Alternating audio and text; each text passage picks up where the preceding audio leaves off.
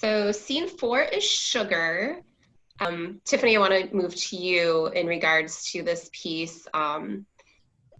Watching it, I know me personally, it brings me a lot of joy just because it's such, not only the humor in it, but just the subject matter as well.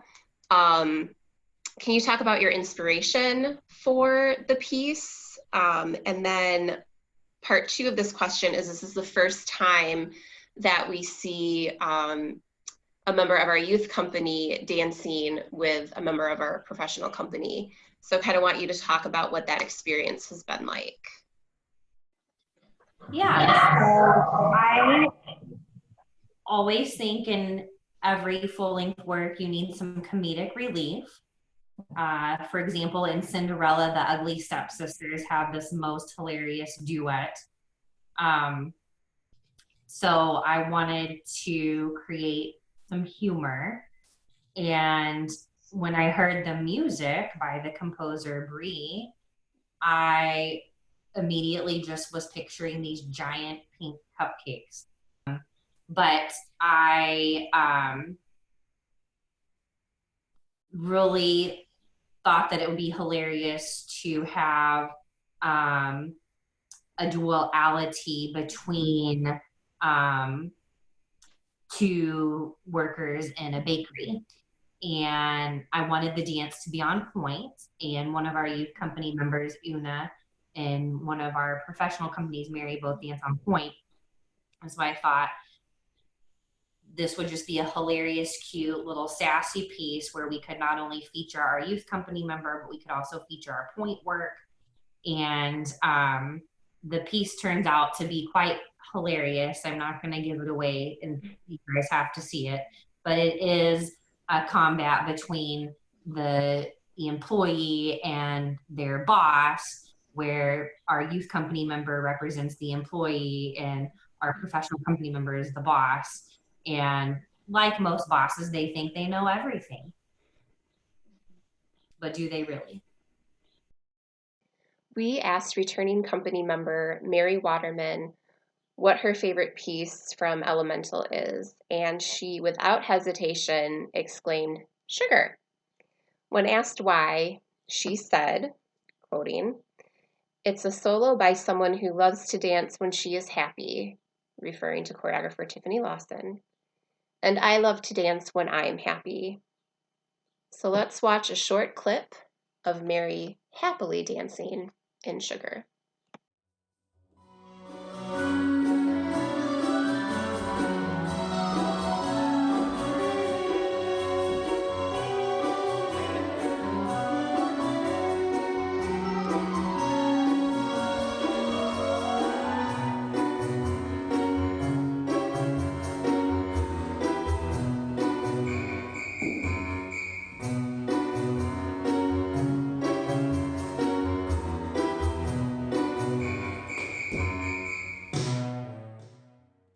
Scene 5 is water. So Josh, our piece Water, focuses more on the liquid state of water. Can you talk about the 3 different states? We have solid, liquid, and gas, and then go into the differences between the 3 and how the molecules are changing from one state to the next. Water is kind of a scientific mystery because even though it's all around us, it's still, its structure isn't even still very well understood. I mean, the structure of water as a gas is pretty easy. It's H2O, and it's just a bunch of H2O molecules kind of floating around and maybe bumping into one another, but they're not actually bonded to one another in any significant way. If we're talking about ice, then they're very well structured. So they're all kind of bonded in this crystal lattice that actually looks like a diamond.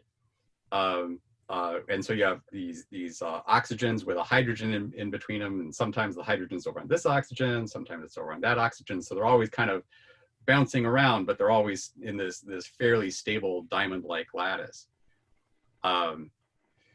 but then liquid water, it gets really, really weird. So liquid water, you'd think, oh, you know, the molecules are they're just kind of closer to one another, and maybe they're bonding to one another because like some parts of the oxygens will kind of like to be attracted to some parts of the hydrogens, and they'll be close but not really covalently bonded, and so it's not like they're all kind of scattered like they are in a gas, but only denser, and they're not as structured as they are in ice, but there is a structure to them, but they're fluid, so they're kind of stuck to one another, and then they have some sort of structures to them sometimes, but they're always moving and they're always flexing.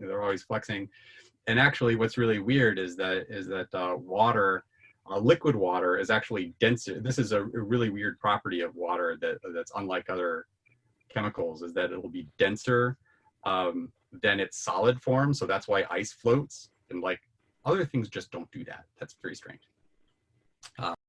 And now a clip of our violin player, Victoria Gabrielson, playing a selection from Water.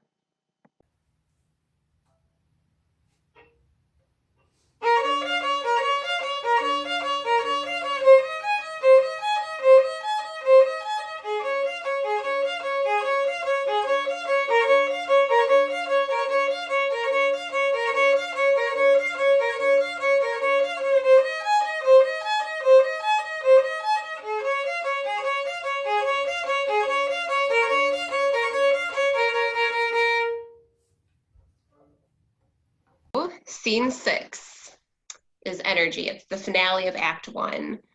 I want to start with the science side first. So Josh, I'm going to go to you. What can you tell me about ATP? How is it produced? How is it stored? And then finally, how is it used? If we think about it this way, so all living things are using this energy currency that I referred to before, where you basically have adenosine, which is basically a sugar molecule, ribose, with 3 phosphates on it, and it's got the phosphates are all linked up, and basically you react so that last phosphate it gets cleaved, that releases some energy, and that energy can be used for all kinds of different things. So it's basically like biochemical money. So you've got your money in the bank in ATP to some extent. It's kind of like cash currency, and then you react it, and then you can spend that on just about anything. So any process that requires energy will eventually be, you can trace back to that reaction. And then if you're an animal, then you use a process of oxidation, and you have a process that puts in your mitochondria, which is kind of another interesting subject in itself, but the mitochondria will put the phosphate back on like adenosine diphosphate, ADP, and then it makes ATP again. If you're a plant, then the plant will use sunlight to do that. So it takes the energy from the sunlight to put in your chloroplasts in order to put the phosphate back onto the ADP. Tiffany, I'm going to go over to you. Up until this point in the show, we've seen a mix of contemporary and modern choreography, ballet, and point work. This piece introduces a little bit of hip hop. And what our audiences don't know at this point is that you'll be introducing even more styles of dance in Act 2. For you, what is the importance of incorporating all of these different styles of dance into the cohesive show? My training background, I heavily trained in classical ballet, and then kind of discovered a whole new side of dance through modern dance and jazz dance, musical theater choreography, and even movement for actors which is just heavily movement based, studying a lot of movement practitioners. And so I have a very eclectic style. I also lived in the Dominican Republic for a while, where I heavily studied a lot of Latin American styles of dances like merengue and bachata and salsa and tango and rumba. And so that's been a huge part of my background as well. You also find a lot of those styles in musical theater. I actually had to take a ballroom dance class in college. So I think for me, not every ballet has to have all of those styles. I think this ballet has all of those styles because of me, the choreographer. For me, I find when people give me feedback about my choreography that they all find something different to connect to. So maybe this one piece that was all point work you thought was cute and fancy, but it didn't really resonate with you. And then you saw this piece that was very modern based and it was your favorite piece. Or none of that spoke to you and you love the Bob Fosse style piece. So I feel like for a full length work, it gives variety. For me, with the different elements that I'm choreographing, it helped me find a good connection of the way that this element should be working and the way that then ultimately to the element should be working.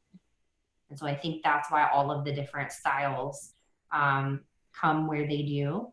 I'm also very heavily influenced by music, which is why I use live music and live composition. So a lot of my styles that are chosen are because what I, as a choreographer, think fits best to with the music that I've been so graciously given by our composer. This next video comes to us from company member Kara Wedekin. Kara portrays Phosphorus in Elemental and tells us why she chose the piece Energy as her favorite. Let's watch. Hi, I'm Kara. I play Phosphorus. The scene Energy is really my big show because phosphorus is such a reactive element. It's what helps us create energy in our bodies, and it's also what makes matches light. So what I'm trying to portray in my dancing here is really that light, bright, life-giving energy.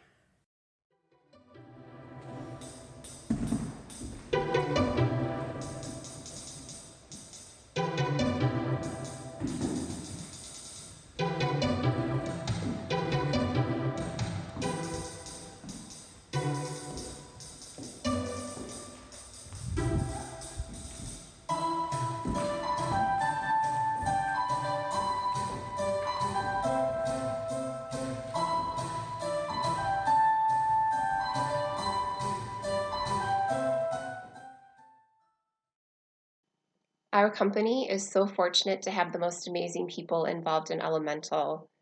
The dancers, the musicians, the projection and lighting designers, the costume and prop designers, our composer, choreographer, music director, and board members.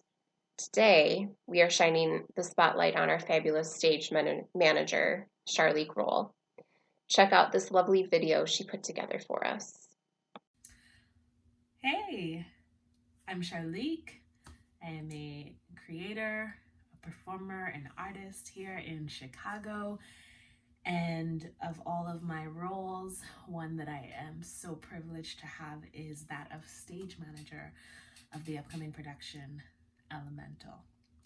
I'm so excited for this work and what it means and just how it impacts us and how it influences us, right? So you think of all of these elements, things that are uniquely and individually created and how they come and they merge together to meld, to build who we are and who we become, what we experience, something that feels very intangible, becoming tangible through our life, through our experiences.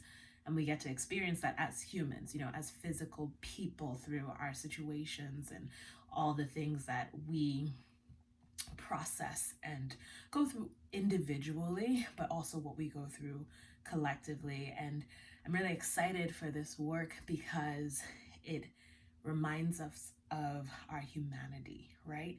It reminds us of the beauty of being separate but being brought together, and how fitting, right? In the times that we're in, where we are separate, where we are separate elements creating and moving and functioning, but how do we impact each other? How do we merge together in order to function as a whole? So I am really excited. And I hope that you all will also join us. This week we would be opening this amazing show, and it's still going to be amazing. And therefore, you should be there with us. So we invite you to stay tuned. Thank you all so much for watching our sneak peeks today. We really appreciate your continued support, and we will be seeing you in the theater soon for the premiere of Elemental. Until then, stay tuned for updates and more videos. And if you're able, we would love you to consider making a donation to Lawson Dance Theatre. There are links to PayPal and our GoFundMe campaign on the website, www.tiffanylawsondance.com. Stay safe, stay strong, and stay compassionate. Cheers.